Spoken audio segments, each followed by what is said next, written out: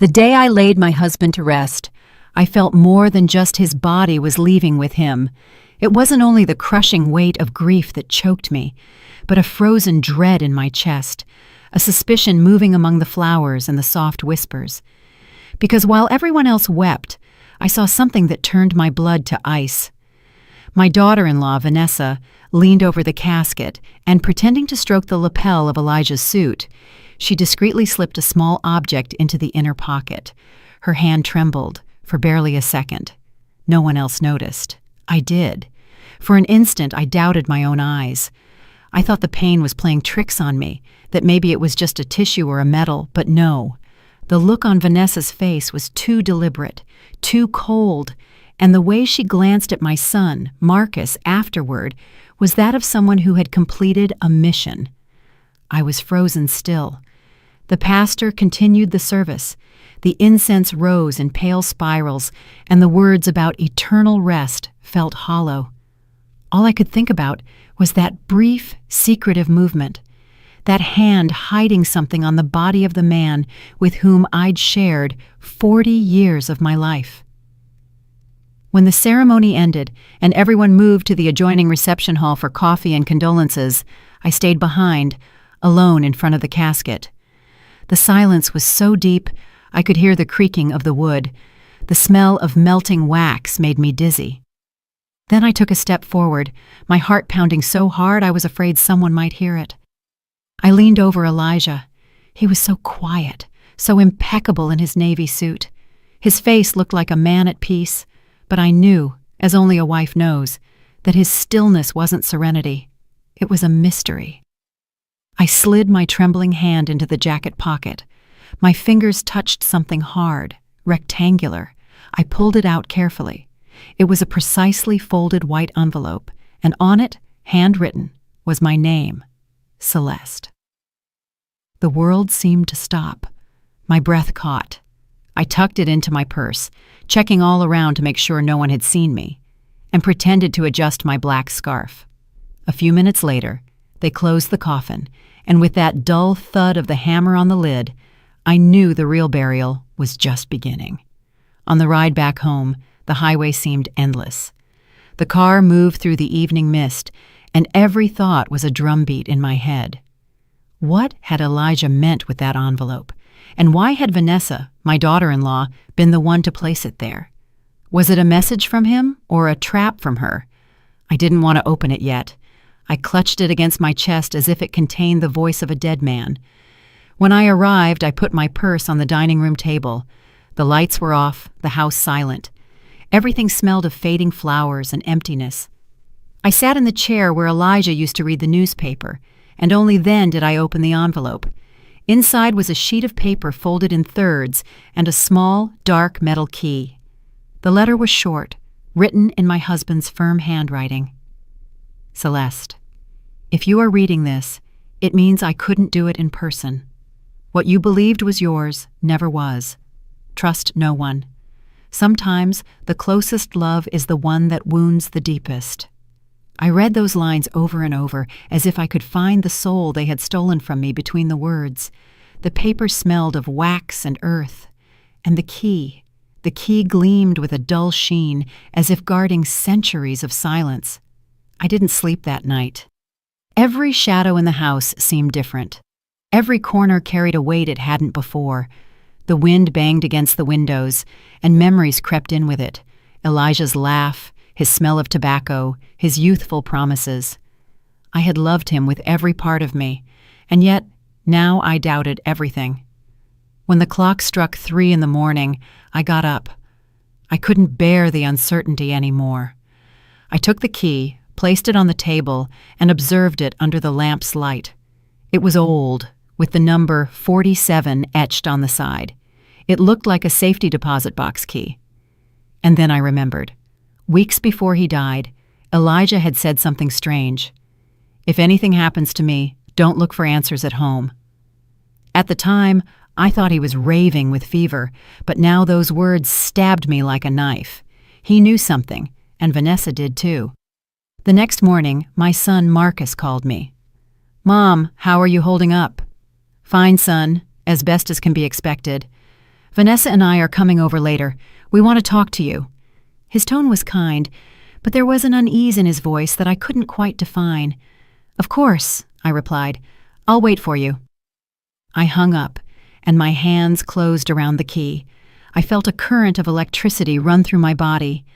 For the first time since all this began, I didn't feel like a victim. I felt alert. And although I still didn't know what that key hid, I knew I wasn't ready to share it with anyone. Because sometimes, when you reach into the past, what you find can be more terrifying than the silence itself, and I was about to open a door that would change my family's history forever. The morning light entered the window grayly, as if the sky also doubted what it should illuminate. That morning, the silence in the house had a new weight. The empty space beside the bed, the gap in the closet where his coat used to hang, the scent of cologne still lingering in the air. Everything was a cruel reminder that Elijah was gone. And yet I felt him everywhere. In the clock that marked his rhythm of life, in the books he had underlined, in the coffee cups that still held his prints. But most of all, I felt his absence wrapped in questions. That key, that letter, that sentence written in his hand. What you believed was yours never was. I sat down at the dining room table, where the morning light fell directly onto the paper. I read it again. Every word seemed heavier than the last. The cold metal of the key burned between my fingers. The etched number, 47, spun in my head like an impossible riddle. Mid-morning, Marcus and Vanessa arrived. The sound of the doorbell startled me. Only 2 days had passed since the burial, but their visit brought me no comfort. It brought me anxiety. Vanessa was the first to enter. She wore a fitted black dress, her hair precisely pinned up, her face serene. Too serene. She kissed my cheek with a quick, almost formal gesture. "How are you feeling, Celeste?" she asked in a soft voice. "Tired," I replied, "but calm." Marcus hugged me without saying anything. I felt him tense, his muscles rigid. His gaze avoided mine. "We just wanted to see how you were doing," Vanessa added. "Elijah loved you very much." Her words were correct but empty, and her eyes, as she said them, showed not sadness, but something harder to name: caution. We sat in the living room. The clock ticked insistently. Marcus took my hand. "Mom, I wanted to talk to you about the will." "The will?" I asked, feigning surprise. "Yes, Dad left some things in your name, but—" He glanced sideways at Vanessa. "There are certain procedures we need to review." "Procedures," I repeated, tasting the word as if it were poison. Vanessa intervened, smiling with that courtesy that hurts more than a slap. "We don't want you to worry about a thing. We just want to help you organize the paperwork." "I appreciate that," I said, pretending gratitude. Elijah was always very organized. I'm sure everything is in order. I saw her stare at me for an instant, as if trying to read my mind. Then I understood. She knew that I knew something, and this silent game between us had begun. When they left, I closed the door and rested my forehead against the wood. My heart was pounding, as if trying to warn me that something was coming. I went up to the bedroom and opened the drawer where I had stored the letter. I took out the key and looked at it again. The number 47 was not for the house, nor for any box of Elijah's at home, but there was a bank, the same one where he had worked for years, that had safety deposit boxes numbered that way. I decided to go the next day. I felt nervous, but also strangely alive. After days of mourning and silence, I finally had a purpose. The next morning, I put on a gray coat, pinned up my hair, and took the city bus. The ride was long and noisy. I looked out the window at the streets, which seemed different, as if the world had distanced itself from me a little since Elijah left. When I arrived at the bank, the security guard at the entrance recognized me right away. "Good morning, Ms. Thacker. I am so sorry about Mr. Thacker," he said respectfully. "Thank you, son. I need to inquire about a safety deposit box." I went to the counter. The employee checked the records. "Do you have the key and the authorization document?" I took the key from my purse. The woman took it, looked at it, and raised an eyebrow. Box number 47, in the name of... She checked. Elijah Thacker. She asked for my ID, and after a few minutes, she led me to a private room. My heart was pounding in my chest. Every step along that carpeted hallway seemed like an echo of my own breath. The vault door opened with a metallic sound, and the employee left me alone. I inserted the key into the lock. It turned smoothly, as if it had been waiting only for my hand. The box slid out. It was small, discreet. Inside was a brown folder, a sealed envelope, and a black and white photograph. I took the photo first. Elijah was in it, younger, his arm around a woman who was not me. She had large eyes, a serene smile, and a familiar look that disoriented me. I didn't know who she was, but something about her face felt painfully known. I opened the envelope. Inside was a different will from the one Marcus had shown me the day before. The document was dated 1 month before his death. I read each line slowly, and my breath shortened with every word. I, Elijah Thacker, leave Serena Harper as the primary beneficiary of my assets. Serena Harper. That name did not exist in our family or our history, or so I thought. At the bottom, the signature was authentic, without crossouts, without a doubt. Elijah had done it voluntarily. I felt a mixture of anger and confusion. Who was this woman? A mistress? A long-lost relative? A business partner? And above all, why had Vanessa put the key in the casket? I left the bank with shaky legs, put the papers in my purse, and walked aimlessly through the streets. The city went about its business, indifferent to my storm. The noise of the cars, the voices of the people, the wind in the trees. Everything seemed distant. Arriving home, I locked the door and sank onto the sofa. I looked at the photo again. That woman, that smile, that familiar look. And then I saw it. In the background of the photo, almost imperceptible, was a girl about 3 years old, with light eyes and hair just like Vanessa's. A choked gasp escaped me. The photo slipped from my hands and fell to the floor. Because for the first time in my life, I was afraid of my own family. I slept with the photograph under my pillow, as if I feared it would disappear while I closed my eyes. And yet, I couldn't sleep. The image of that unknown woman, Serena Harper, and the light-eyed girl pursued me with every blink. There was something in her gaze, in the way Elijah held her shoulder. That didn't look like the gesture of a man with a lover. It was a more tender, more intimate, more guilty gesture. Dawn arrived without warning. I got up before the alarm rang, made coffee, and sat down at the table where the letter still lay. The coffee steam rose slowly, as if the air also knew that this day would change something in me. I spread the documents on the tablecloth, the will, the photo, the letter. Elijah's signature was real, and the date undeniable. 1 month before his death. If he had left everything to that woman, why had he never told me? And why did my daughter-in-law, Vanessa, have the key to that box? I decided to go to Elijah's lawyer's office, Attorney Lawson. I had known him for years.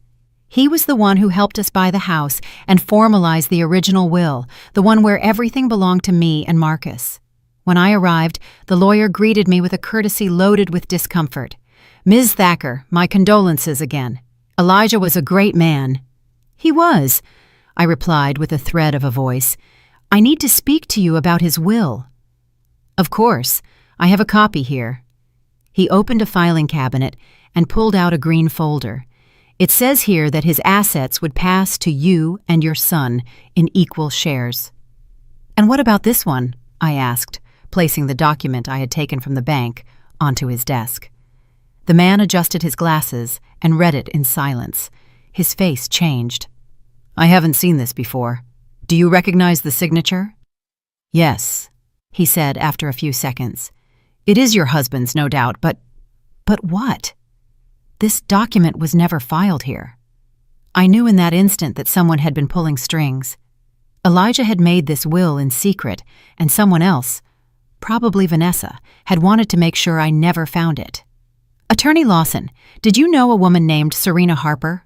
I asked. The man hesitated. The name rings a bell, but I don't know where from. Maybe from my husband's past? Could be. Elijah had many contacts, although that name... He frowned. Wait, check this. He checked an old filing cabinet, one with dust and yellowed labels. He pulled out a folder. Here it is. More than 30 years ago, Elijah signed a child support agreement in the name of Serena Harper. A chill ran through my hands. Child support? For whom? For a minor, that woman's daughter. The silence became thick. My heart began to pound fiercely. A daughter? I asked, barely breathing. Yes, but the girl's name is crossed out. It seems it was intentionally erased. My eyes filled with tears. I couldn't believe what I was hearing. My husband, the man who slept beside me for 40 years, had a daughter with another woman and kept it from me his whole life. I left the office staggering, as if each step weighed a decade. The street seemed noisier than ever, full of voices that cut through me.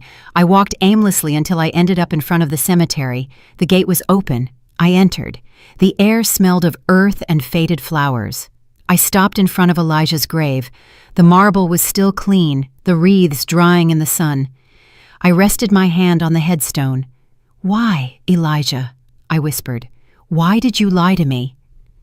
There was no answer, only the sound of the wind moving the cypress leaves. I looked around, searching for strength in a landscape of the dead, and I found it inside myself.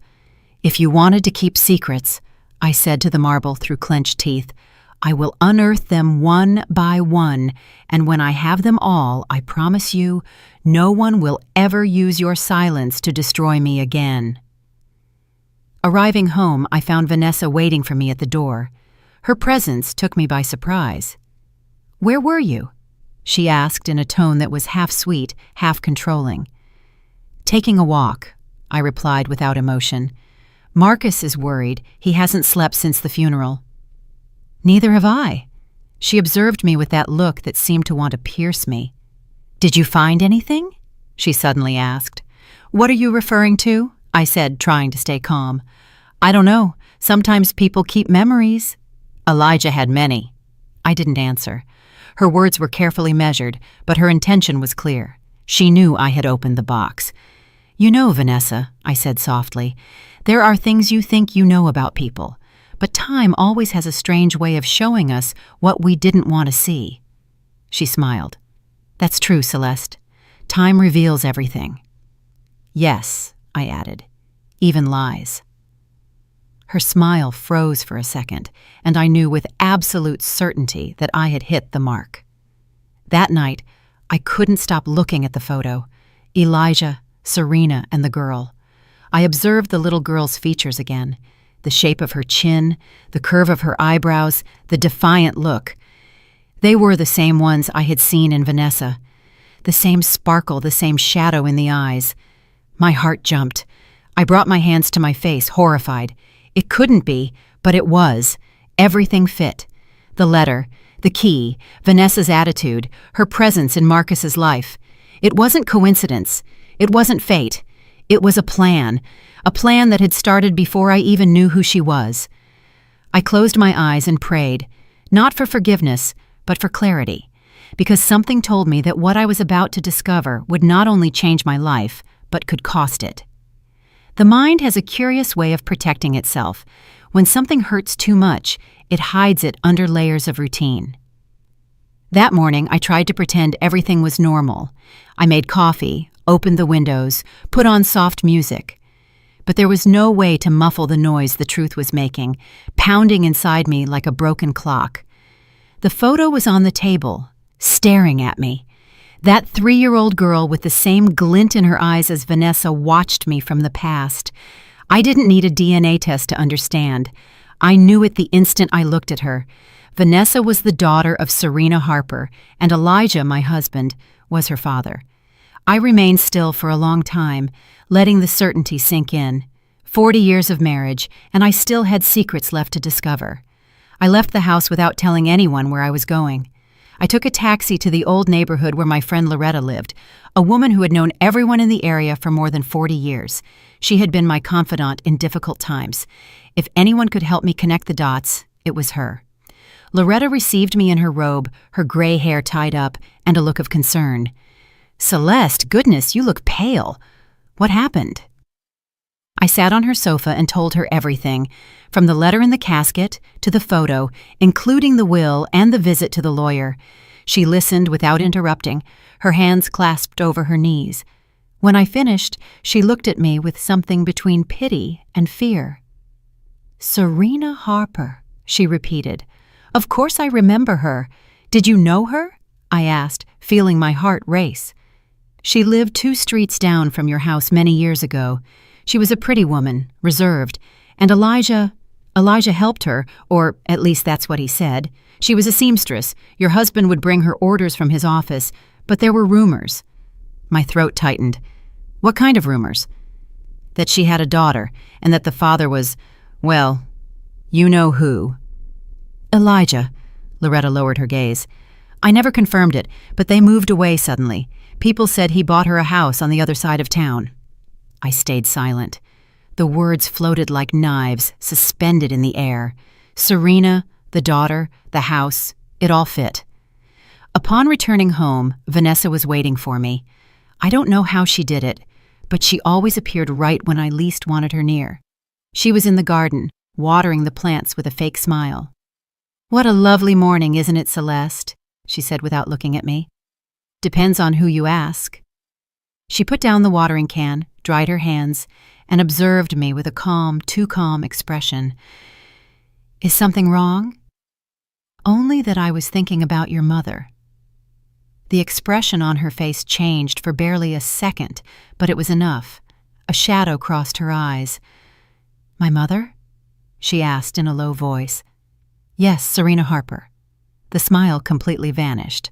The silence became dense. I could hear the lemon tree leaves falling one by one.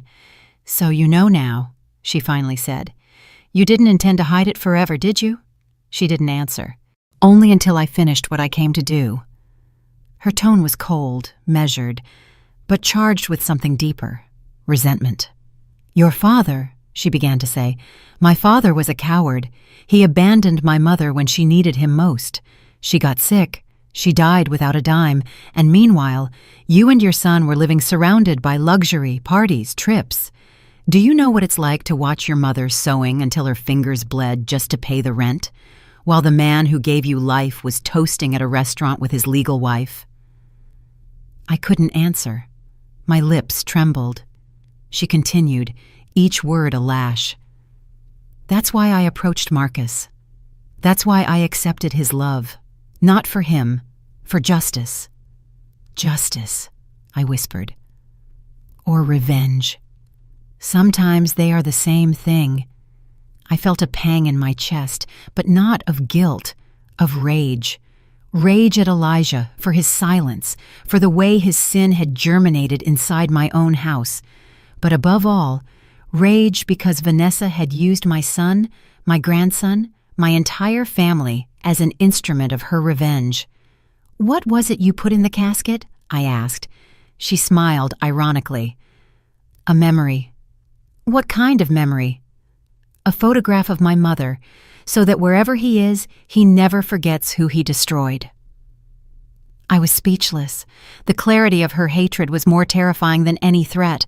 There were no tears, no trembling, only a bitter peace on her face. "And what do you expect now?" I asked her. "Nothing from you. I already had what I wanted." "What?" "To see him dead and to see you confused." That night, I locked myself in my room. I was afraid, not just of her, but of myself, of what a wounded woman was capable of doing. Because although her story moved me, I couldn't forgive her for what she was doing to Marcus. He was innocent. He was a blind man, raised among appearances. I looked at myself in the mirror. The woman staring back had a pale face, tired eyes, but a new light in them. A determination I didn't remember ever feeling. I took the journal Elijah kept in his desk drawer. I had seen it 1,000 times but never opened it. This time, I did. Between the pages, I found a note written in faded ink. If Vanessa ever returns, do not confront her with hatred. She does not know the full truth. Serena did not die from my abandonment. She died because of what she wanted to hide. My skin crawled. I reread it, incredulous. What did he mean by that? What did Serena hide? And why did Elijah think his daughter would return? I realized that pieces were still missing from this puzzle, and that Vanessa was not the only one with secrets. Hatred mixes with fear, and fear with the need to know. And I couldn't stop myself anymore.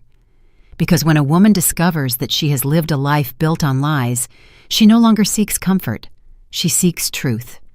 And I had a feeling the truth still had more to show me. I didn't sleep that night. Every time I closed my eyes, I saw Elijah's face and Vanessa's cold gaze mingling in the same dream. The man I loved for 40 years had brought his own punishment into the house, wrapped in beauty, in feigned sweetness, in measured words, and I, fool that I was, had received her with open arms. But no more. Something inside me had awakened. A voice I didn't know, firm and sure, repeated tirelessly, "This time, you will be in control." I made coffee at dawn and waited. I knew Marcus would stop by to see me before going to work, as he did every Monday. I needed to see him. I needed to look him in the eyes and recognize how much damage they had done to him and how much was yet to come. When he arrived, he hugged me warmly. He didn't seem like the adult son he was, but a lost child seeking comfort. He had dark circles, slumped shoulders, a muffled voice. "I don't understand what's wrong with Vanessa, Mom. Since Dad died, she's been different, distant." "Maybe she just needs time," I said, measuring my words. "We all process grief in different ways," he sighed. "Last night, I heard her talking in her sleep. She was saying strange things, names I don't know." "What kind of names?" "Serena, Elijah, and something about what he owes me." My heart skipped a beat, but I hid it. "It's probably just dreams. You know, stress." I hugged him and stroked his head like when he was a child, but deep down, I knew I couldn't keep everything from him. Not yet. Not until I had proof. That morning, I made the hardest decision of my life. To play the same game as Vanessa, to disguise the truth, act calmly, smile while the fire grew beneath the table. If she wanted a war, she would have it, but on my terms. I started with something simple, inviting them to dinner over the weekend. I told them I wanted to thank them for being with me during these sad days. Vanessa immediately accepted, feigning sympathy. "Of course, Celeste. It will be nice to share a family meal again." Her smile didn't fool me. Behind it was a dark glint, a satisfaction that gave me chills. But I didn't show it. I looked at her with the same smile that grandmothers use when they already know everything and are just waiting for the right moment to speak. The days before the dinner were dedicated to planning. I discreetly contacted Attorney Lawson. I asked him to come to the house that night with the documents I had found in the bank and a copy of the original will. I also asked him for something else, to bring a handwriting expert. I didn't explain why. I just told him, "Trust me, attorney. What you are about to witness, you won't forget." And he, without fully understanding, agreed. The evening of the dinner, I set the table with ritualistic precision. The white china, the silver cutlery, the glasses Elijah used only on special occasions. Every detail had a purpose, every gesture a hidden meaning. When the clock struck 8, I heard the doorbell. Vanessa entered arm in arm with Marcus, dressed in an elegant black gown. She looked like a novel's grieving widow. "What a warm home you have, Celeste," she said as she took off her coat.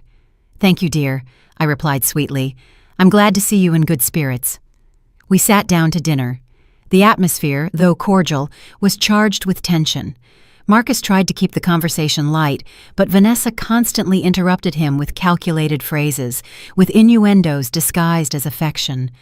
I watched her in silence, noting how her eyes darted toward the drawers, toward the corners, looking for something. While pouring the wine, I felt it was time. "Marcus, before we continue, I said calmly. "I want to tell you something." He looked at me, worried.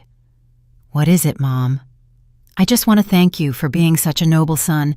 Not all men have the strength to face what you are about to discover." Vanessa put her glass down on the table. "What does that mean?" she asked, with a tone that mixed alarm and defiance. I stared at her, without blinking. "It means the truth always comes to light, even if you bury it with a dead man." Marcus tensed.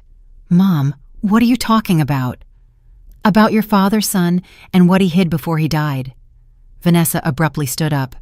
"This is absurd," she said. "Don't start with stories now, Celeste." "Stories," I replied with a smile, "or truths you'd prefer not to hear." The silence was absolute.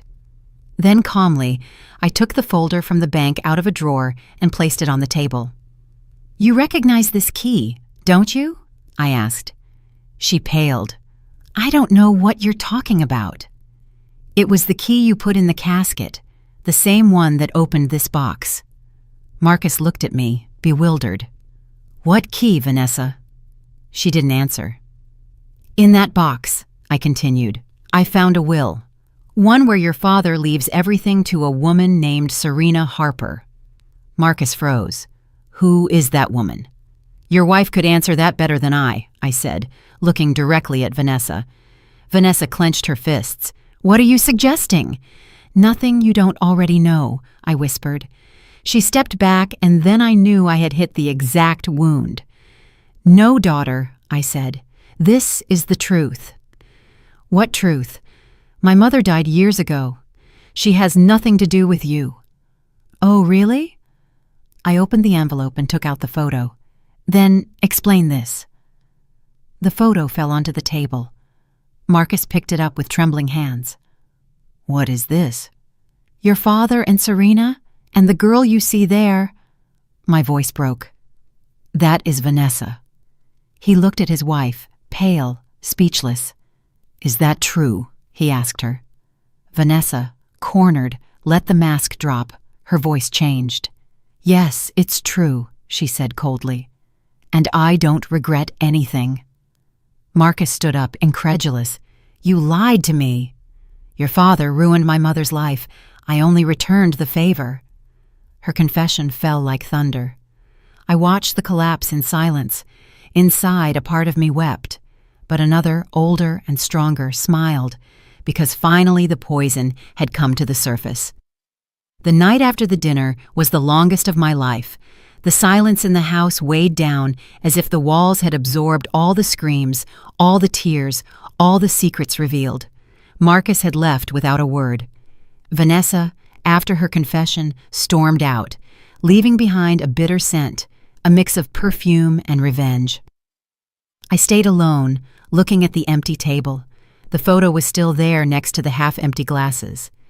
The portrait of my husband with Serena and that child mingled with the reflection of the spilled red wine as if the past were bleeding onto the present. I knew I couldn't sleep. Not yet. I had to understand. I had to know why Elijah had allowed all this. I went up to his study. That place had always been his refuge. Perfectly aligned books, his polished desk, the lingering scent of ink and wood. I opened the drawers, looking for something more than answers. And there it was, the black notebook, the same journal I had seen so many times without daring to read. Now there was nothing left to lose. I sat in his chair and opened it. On the first page, his firm handwriting read, "If you are reading this, Celeste, it is because I am gone. Forgive me for what I hid, but there are truths that can destroy before they save. The story you think you know is neither mine nor yours." I felt a knot in my stomach. I turned the pages with trembling hands, and there it was, the name that haunted me, Serena Harper. I met Serena in 1979. It wasn't love. It was guilt. She worked cleaning my office. One night, after a party, I made the worst mistake of my life. I left her alone, and something happened to her. I didn't know what until years later. I brought a hand to my mouth. I couldn't believe what I was reading. I continued. When I learned she had a daughter, I wanted to take responsibility, but Serena never accepted my help. She told me she would rather die than let me into her life. I insisted. I sent her money in secret, but she disappeared. Years later, I found out she had died. But something about that story never sat right with me. I turned the page. Someone told me Serena didn't die, that she changed her identity and that the girl was raised by others, that the Harper surname was an invention, that everything was planned to get close to me, not to flee from me. My heart was beating so fast I could barely read. Then I reached the last entry. If Vanessa ever appears, don't hate her, but don't trust her either. Behind her is someone else, someone who knows my mistakes better than I do myself. If anything happens to me, look for the man with the black ring. He will know the truth. I snapped the journal shut. The air became dense. The man with the black ring. That phrase repeated in my head over and over. Who was he? And why was Elijah so afraid of his appearance? I spent the next few hours looking through old photos, documents, and invoices, and then I saw it. In a photograph from a bank event, Elijah posed with several partners. To the right, a man with a mustache and a dark ring on his right hand. His gaze gave me chills. On the back of the photo, in Elijah's handwriting, was a name, Harold Linton. I remembered Elijah mentioning him from time to time, but always evasively. He said he had been his friend, his partner in some deals, but I never saw him at home, and now, 30 years later, his name returned like a ghost. The next morning, I called Attorney Lawson. Attorney, does the name Harold Linton ring a bell? He was silent for a few seconds. Yes, he was a partner of your husband's many years ago. Is he still alive? As far as I know, yes, but... He hesitated. You shouldn't approach him, Ms. Thacker. Why do you say that? That man is not trustworthy. After Elijah broke off relations with him, there were rumors, shady dealings, extortion, even threats. My skin prickled.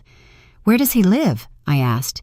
On the outskirts, near the old warehouse where Elijah stored his things. But please, don't go alone.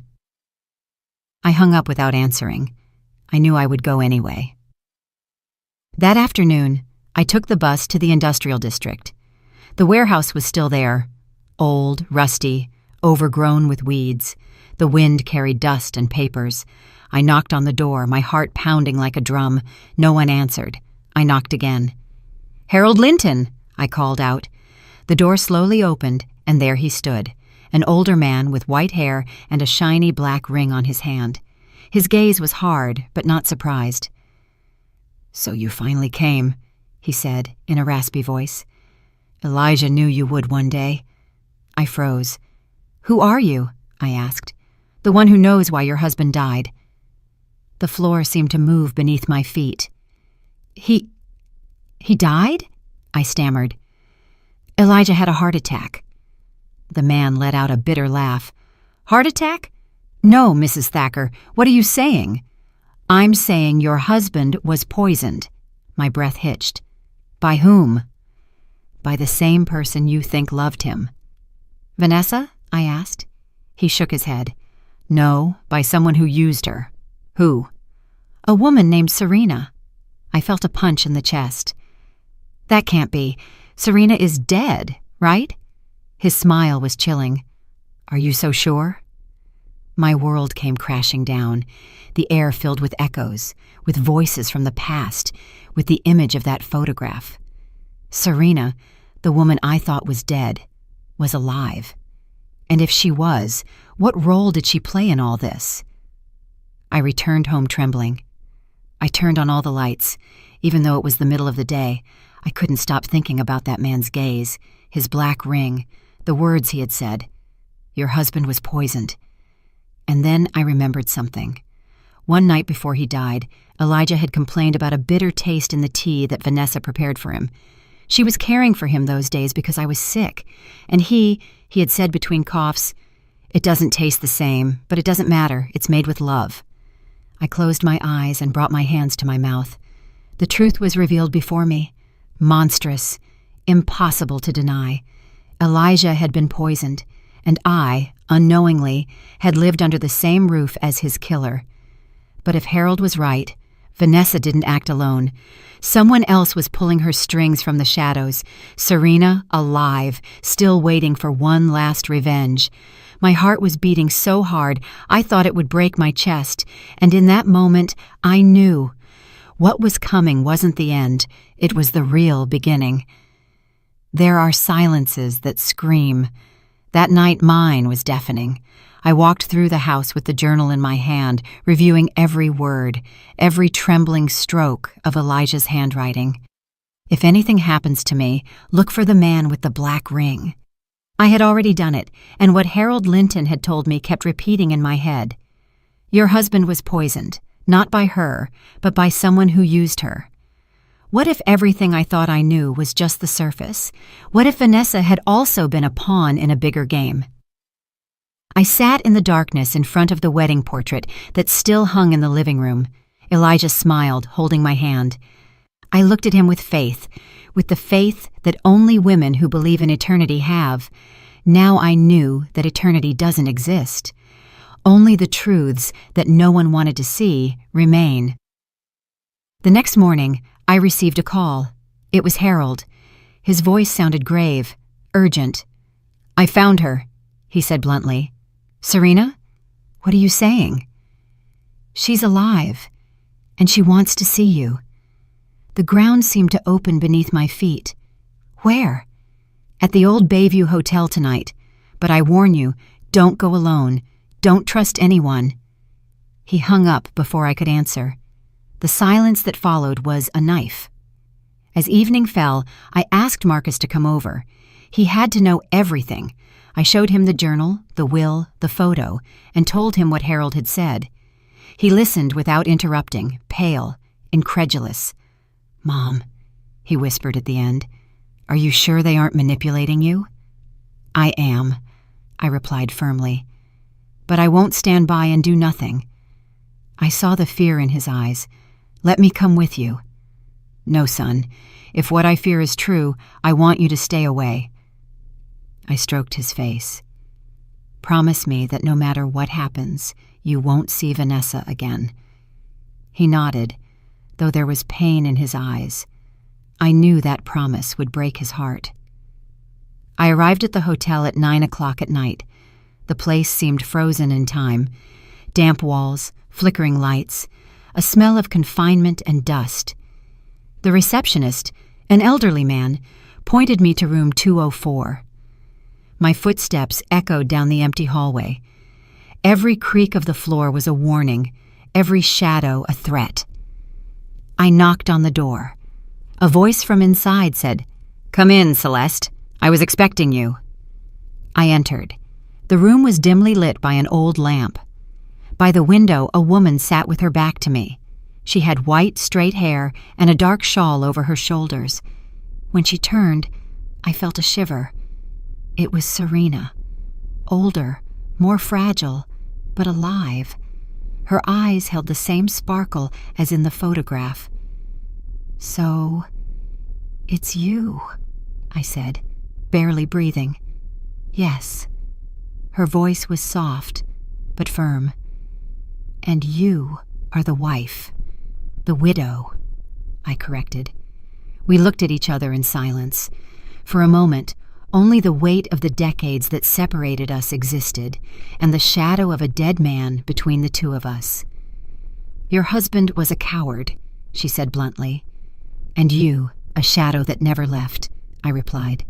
She smiled sadly. "Don't blame me, Celeste. He destroyed my life. And my son's life, too. And yours? What did you gain from all this?" "Justice," she whispered. "You call poisoning a man and using your own daughter to do it justice?" Serena lowered her gaze. "It wasn't me." "What? It wasn't me who killed him." Her confession paralyzed me. "Then who?" The door burst open. Vanessa entered, her eyes full of tears and a pistol in her hand. "Me!" she screamed. "It was me, Mom!" The echo of her voice filled the room. Serena stood up, trembling. "Vanessa, no!" "Yes!" she sobbed. "You made me do it. You made me hate him. You made me believe he ruined your life, but you were the one who destroyed him first." Serena tried to approach. Daughter, don't you understand? Elijah threatened to take you away from me. I did it out of fear. Lies, Vanessa screamed. You always lie. The trembling of her hands was dangerous. Put the gun down, I said, taking a step forward. Don't come near me, she yelled. You're not innocent either. You lived his lie. For an instant, I thought she would shoot, but instead, her body collapsed. She fell to her knees, crying, screaming her mother's name. Serena ran to her, hugging her. I stood watching that broken scene, mother and daughter in tears and guilt. Everything that hatred had built was crumbling before me. Minutes later, the police arrived. Someone had called, maybe Harold. They took Vanessa away without resistance. Serena looked at me before they handcuffed her too. Don't hate her, Celeste. It's my fault. It's all three of us, I told her. Because sin is committed not only by the one who wounds, but also by the one who keeps quiet. On the way back home, the dawn found me on the porch. The cool wind hit my face. For the first time in months, I breathed without fear. I had lost a husband, a daughter-in-law, almost a son, but I had gained something more valuable, the truth. And the truth, even if it hurts, sets you free. I took Elijah's journal one last time. On the last page I wrote, "Sometimes justice comes not with screams, but with silence. And forgiveness is not for the one who asks for it, but for the one who no longer wants to carry the weight of hatred." I closed the notebook. The sun began to rise, painting the walls of the house gold, and I felt that finally, after so much pain, I could rest. 6 months have passed since that night at the hotel. Sometimes I still wake up to the sound of Vanessa's scream in my ears. Sometimes I think I hear the shot that never went off because I contained it with my voice, with my presence, with the only thing I could still offer, my compassion. Since then, time has taken its course, but my life changed forever. The garden has bloomed again, though not the same. The wind smells different, and every corner of the house holds an echo of what was. There isn't a day that I don't look at Elijah's portrait and wonder if, in some corner of the afterlife, he watches me, repentant. I have learned that truth does not arrive when we look for it, but when we are prepared to bear it. And I, unknowingly, had spent my whole life preparing for that moment. Vanessa was sentenced to 20 years in prison, not for the murder. The forensic report never definitively proved the poisoning was fatal, but for fraud, identity theft, and document manipulation. Serena, her mother, was also charged, although due to her advanced age and health condition, she is under house arrest. Marcus, my son, was never the same. The day the police took his wife away, he fell to his knees in front of me. "I don't understand, Mom," he said, his voice broken. "Why? Why all of this?"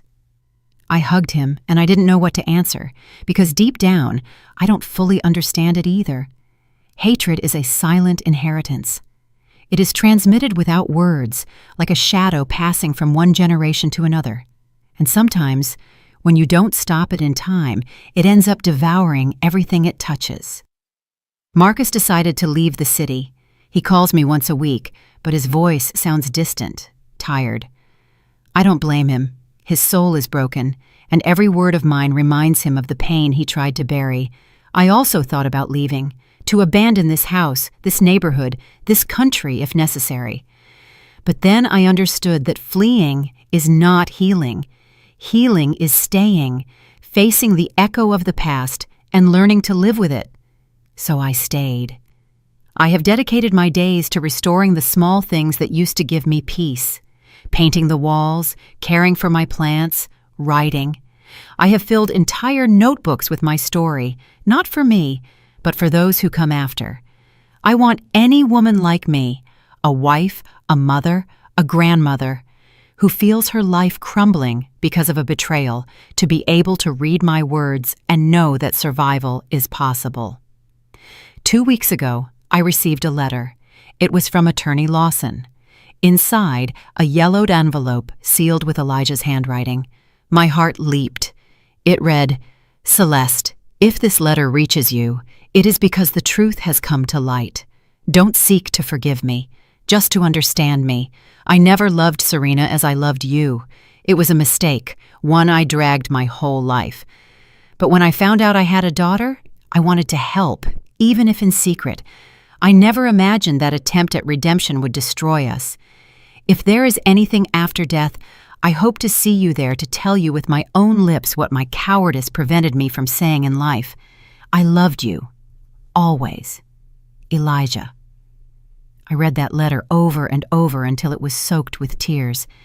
I didn't forgive him in that instant, but I understood something that freed me. Love doesn't always save, but forgiveness does. Forgiving him wasn't justifying him. It was letting go of the weight that was sinking me. Sometimes, when evening falls, I go out to the porch with a blanket over my shoulders and look at the horizon. The sky takes on that orange and violet color that Elijah loved so much. And although I know he is gone, sometimes I talk to him anyway, in a low voice. I tell him about the garden, about the rose bushes that bloomed again, about the birds nesting in the old lemon tree. I tell him that I miss him, but that I no longer need him to breathe. The first time I could say that without feeling guilt, I knew I had finally healed.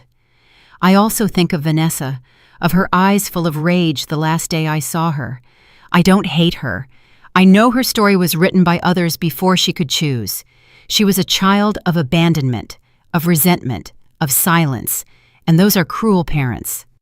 I sent a letter to the prison, not to reproach her, but to tell her that hatred is inherited, but it can also be broken. I wrote to her, "You were raised in the shadow, Vanessa, but you can still learn to see the light. Not mine, nor your mother's, but your own. When you find it, you will understand that you were not born to destroy, but to heal what the past stole from you." I don't know if she read it. I don't know if she will ever answer me, but I needed to write it, because there are wounds that only words can heal. Recently, the lawyer visited me again. He brought another safety deposit box in Elijah's name. I didn't know whether to open it. I was afraid to start the cycle of pain all over again, but I did it. Inside were 3 things: a photo of the 3 of them, Elijah, Serena, and Vanessa as a child, a small silver cross, and a note that read, "If you read this, it is because everything has come to light. Thank you for taking care of everyone, even those who didn't deserve it. Forgive my silence. Now you can live without me." I didn't cry for the first time. I just smiled with a strange new peace. It was as if Elijah's soul had finally let go of my hand. That night, I slept profoundly. I dreamed of him, not on his deathbed, nor as the man who lied to me, but as the young man who took me dancing in the rain the day he proposed. In the dream, he looked at me and said, "That's it, Celeste. Everything has been paid for." I woke up with tears, but also with relief. The price of the truth had been high. I lost my husband, my son, my daughter-in-law, but I gained something I thought was impossible for decades. My freedom. The freedom to be me, without fear, without appearances, without lies. The freedom to look back without bitterness and forward without expectation. The freedom just to live. I am Celeste Thacker, and this was my story.